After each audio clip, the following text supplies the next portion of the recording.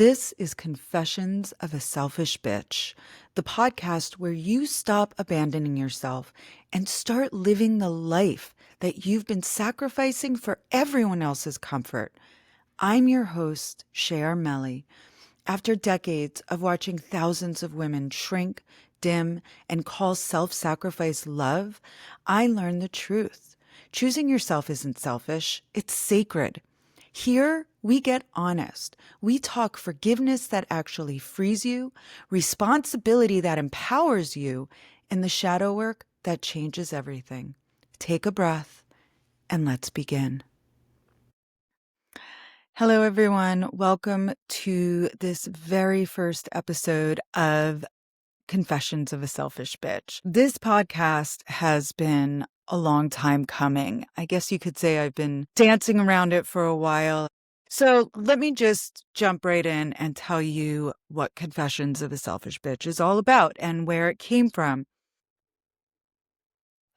Very early on in my life, my mom started to call me a real bitch on the regular. Now, let me preface this by saying this is not by any stretch of the imagination a podcast that's going to be about complaining and bitching about everything that I have unresolved about my mom. Actually, quite the contrary.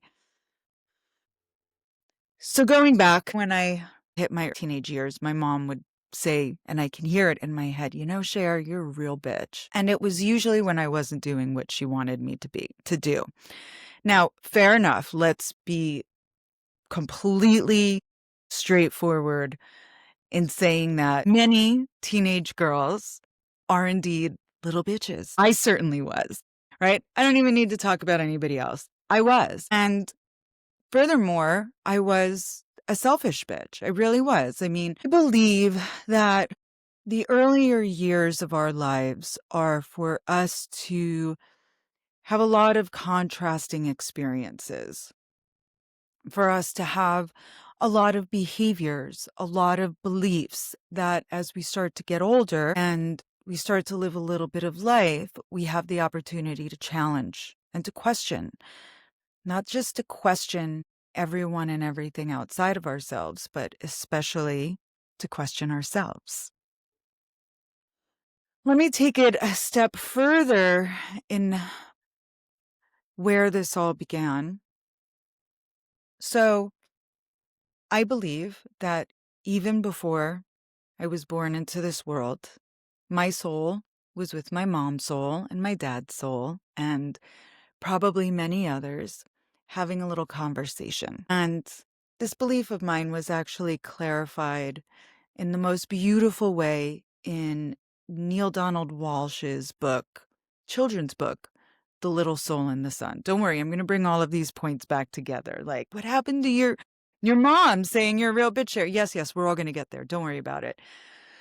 So I believe that prior to our incarnation in this human life, and this is important because this really is the foundation for all of the relationship challenges that I'm going to share with you and that you're going to share with me in emails and questions that you have. This is the foundation of all of it, I believe. Prior to our incarnation, we have these energies, we call them souls, who say, let's take this journey of life together. And I'm going to be there to help you work through your greatest life lessons. And I'm going to be there not by being a wisdom teacher and walking gently with you. I'm going to be the person who challenges you the most. I'm going to be the woman in the red dress who's perfect and lovely and elegant and gorgeous, who just keeps gliding past your partner and past your significant other so I can keep triggering and triggering and triggering your jealousy.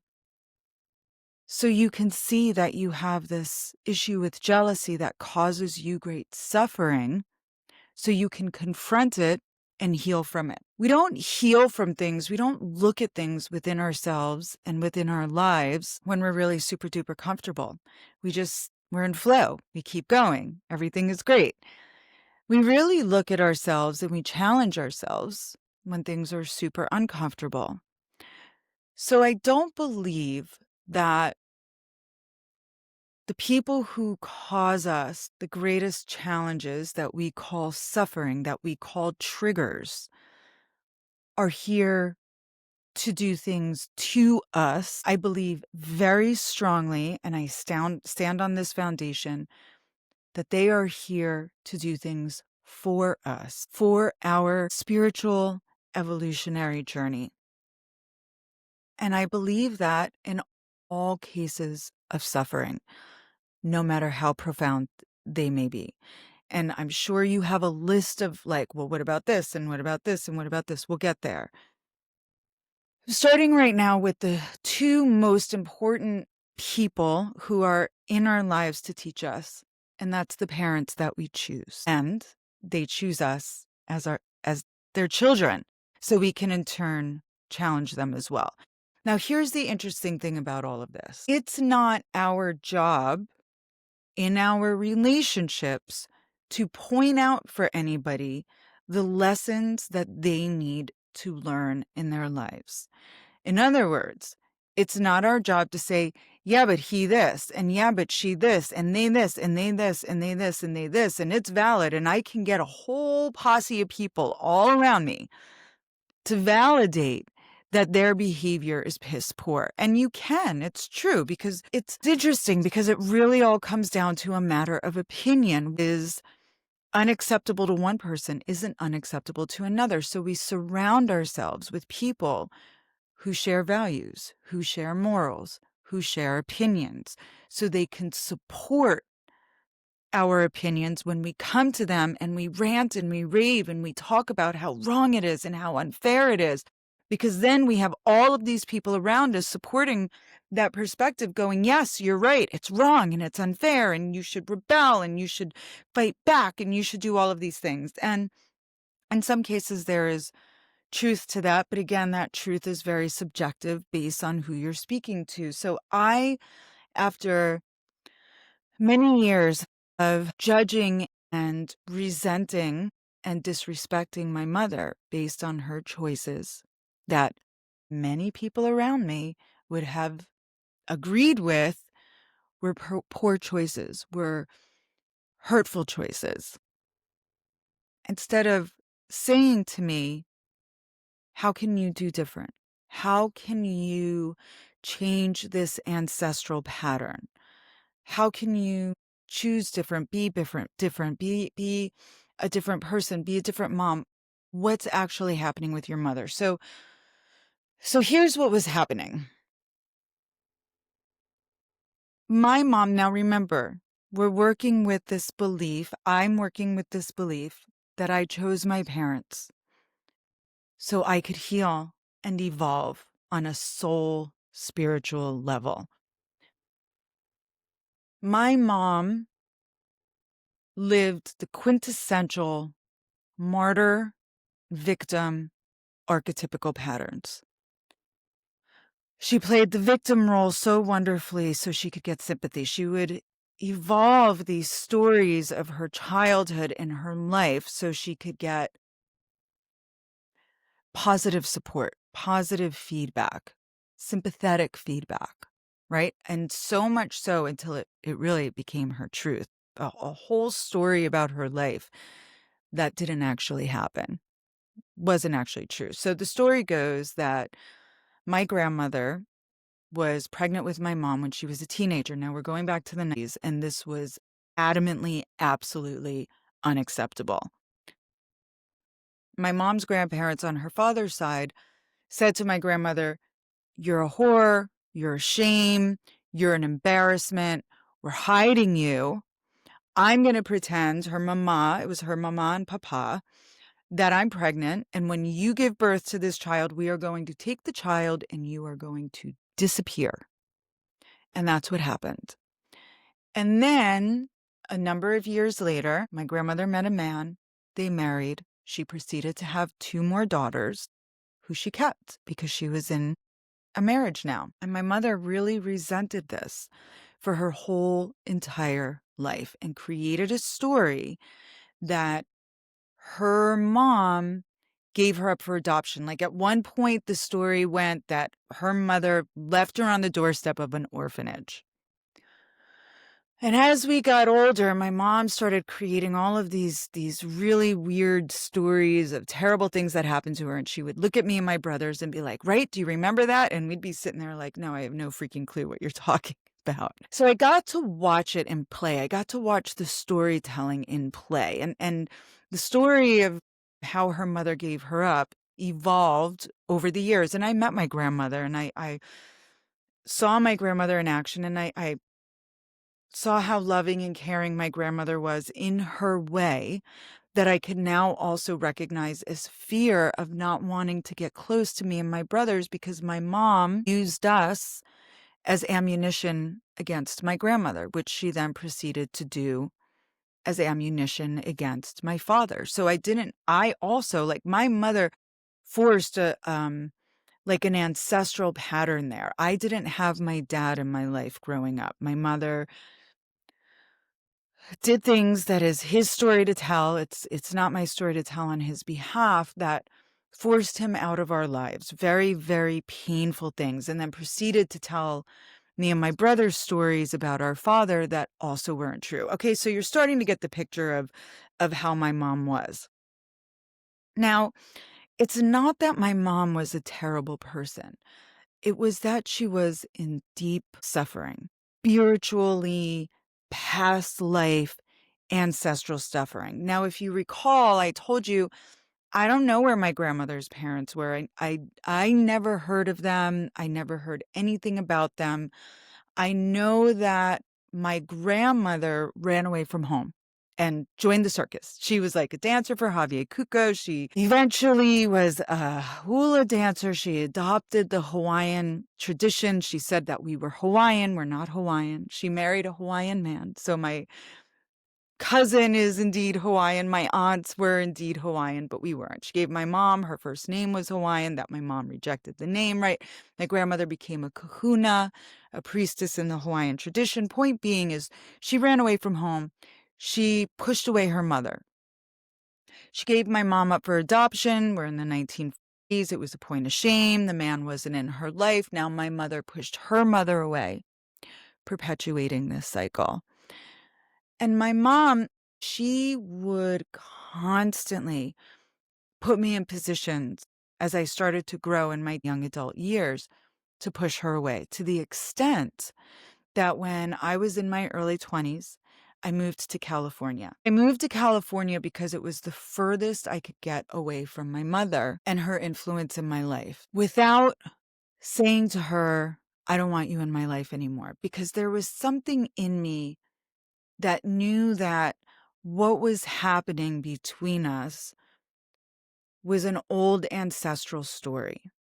I just knew. I started working in nightclubs and restaurants in New York and then LA. I was kind of back and forth between New York and LA for a while, like these really fancy A-list restaurants. And it was really great and amazing and wonderful, but I got super burnt out at a really young age. And my astrologer said, "Cher, you got to move back to California and study to teach yoga." And I was like, great, now I'm following in my grandmother's footsteps. I'm ditching my life and I'm going to join the yoga circus. My grandmother taught yoga also, by the way. I started to study to teach classical yoga, and this is where I started to learn about a spiritual life. And actually, now that I'm thinking about it, my lessons about a spiritual life came even before that. My godmother gave me the book Anatomy of the Spirit by Caroline Myss. I'm pretty sure it's on my bookcase somewhere behind me, if not next to my bed, because it's something that I read on the regular.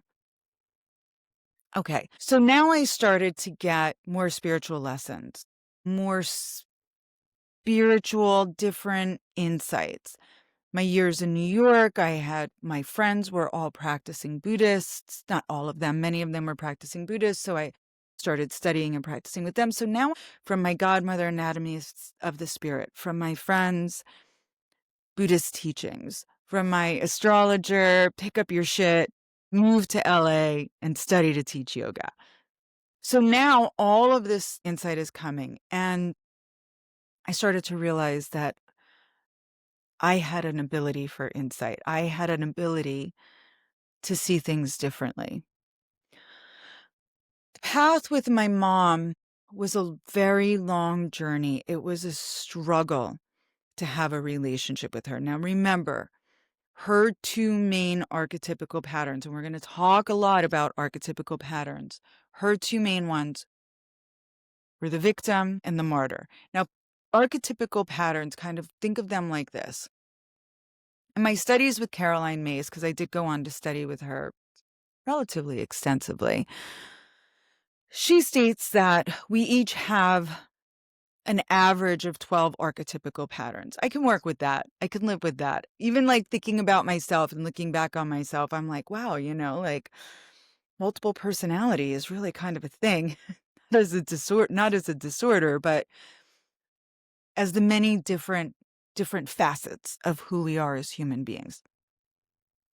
But not only do we each have, let's hang out with this average of 12 archetypical patterns, but then there's the light aspects and the shadow aspects of those archetypical patterns. Now imagine all 12 of those patterns are little monkeys and they're riding on a school bus. Who's driving that bus at any given moment? Now we all have a wounded child pattern because we all have childhood wounds, because these are the seeds of our spiritual journey from the parents that we chose prior to our incarnation in this human life. We chose parents who were going to be a certain way so we could play out past karmas, heal from past karmas, have experience to heal and evolve and grow in this life. So now we have the parents that we chose. We have these 12 different patterns that are really 24 patterns because we have the light aspect, we have the shadow aspect. Who's driving the bus at any given time in your life?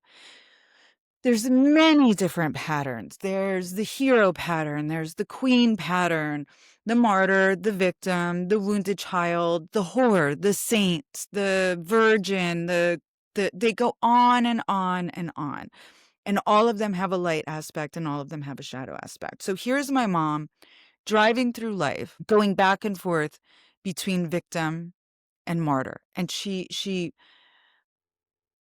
refused, adamantly refused. I mean, I would at a certain time in my early 20s, early 30s, throughout my life, would beg my mom to see a therapist. And I remember once she said, I went to a therapist, Cher. They said I'm fine. Now, at this point, I went from being a real bitch to a selfish bitch because everything, like I started to live my life for me. And I started to live my life for me because I saw that my mom was living her life for resentment. My mom was living her life to punish her mother.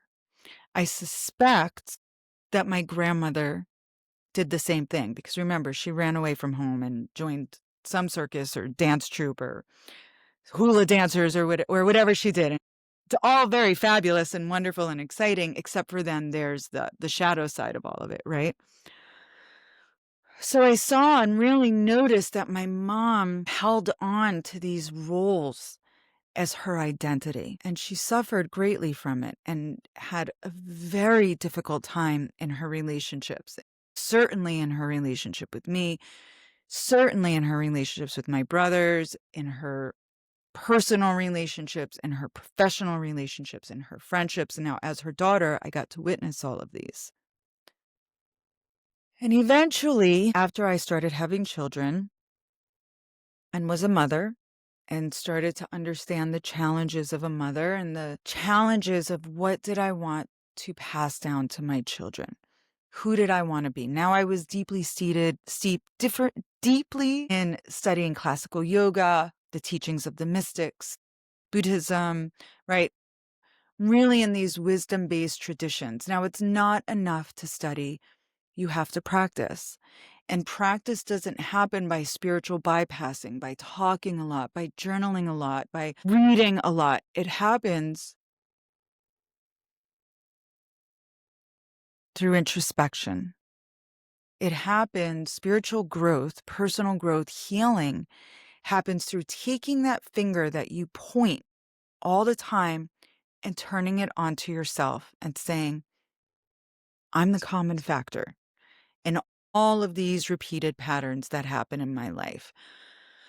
I am part of an ancestral chain of the women in my life, and I was watching it. I was watching the behavior of resentment, the behavior of punishment, the behavior of emotional assassination happening between my mom, between her sisters, between her and her mom before my grandmother passed, and most certainly an attempt at emotional assassination to me. Hence, by the time I was in my mid-20s, I was being called a selfish bitch by my mom, and now that thread was carrying over into different areas of my life. And I started to self-analyze. There were certainly areas that I was indeed being selfish. It's true. So let's even clarify the distinction between selfish and what I now champion is being self-centered. And that triggers a lot of people because people are like, being self-centered is bad. And I'm like, no, it's not. I'm sorry. No, it's not. We're going to have a lot of conversations about this one. Selfish to me is I'm going to do what's best for me. I don't care if it hurts you, if it bothers you, if it disrupts your life. I'm going to do what's best for me. I don't really give a shit how it lands for you. Being self-centered is saying, I'm sorry, I can't do that for you. It's giving up too much of myself. It's hurting me. It's hemorrhaging parts of myself that will take away parts of me that I should never, ever, ever give away. Now, here's the thing. Hurting other people by doing what's best for yourself is a very likely end. It's very likely going to happen.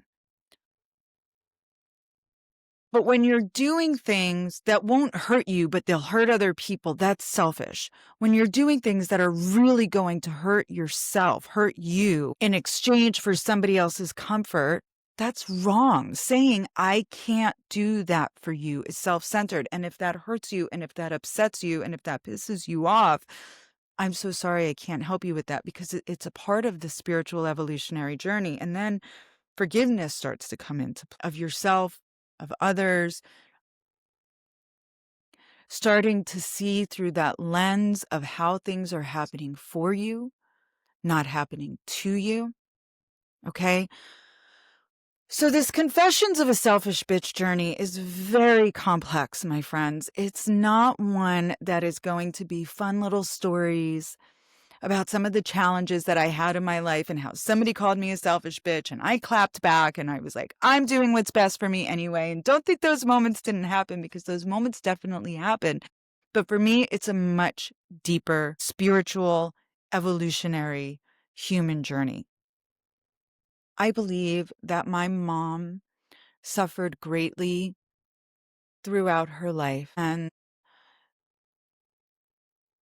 on some levels, on a spiritual level, I believe that prior to my being born to her, she said to me, our souls, she said, baby, I am going to play that role for you so you can be who you are meant to be. Don't waste this. Don't perpetuate it. Don't repeat it. Learn from me, grow, heal, evolve.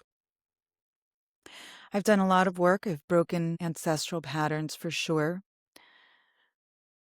The last 6 months of my mom's life, I got to be with her and take care of her and tell her I loved her.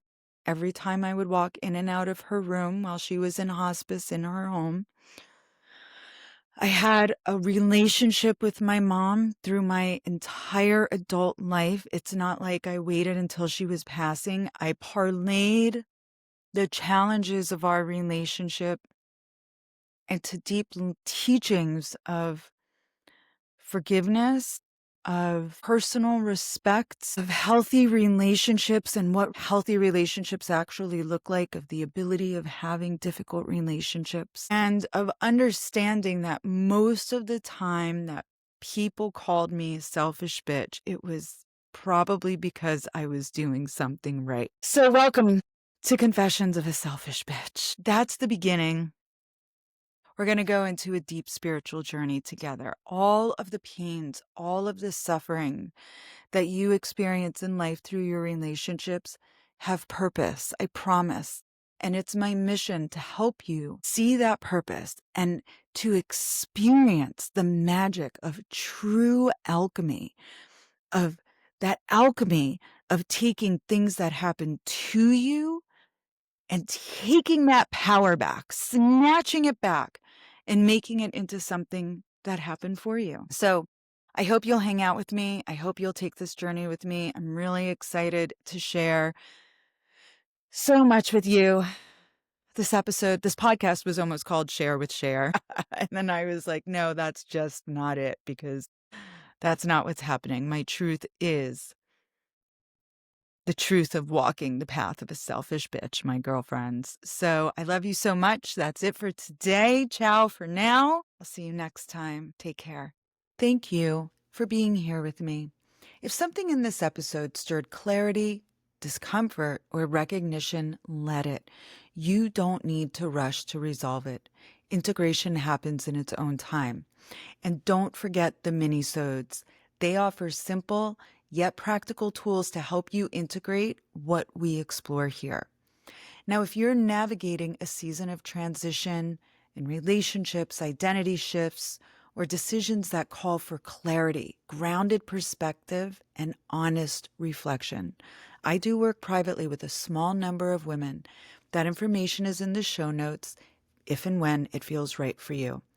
And if there's a situation you're wrestling with and want a fresh, real life, no bullshit, ride or die best friend perspective on, you're welcome to email me at hello@chermeli.com. I read every message, and I'll do my best to explore it in a future episode or companion minisode. Now, if this resonated, please follow, like, subscribe, and definitely share it with someone who might need to hear it. Take good care of yourself. I'll meet you back here soon. With love. Ciao for now.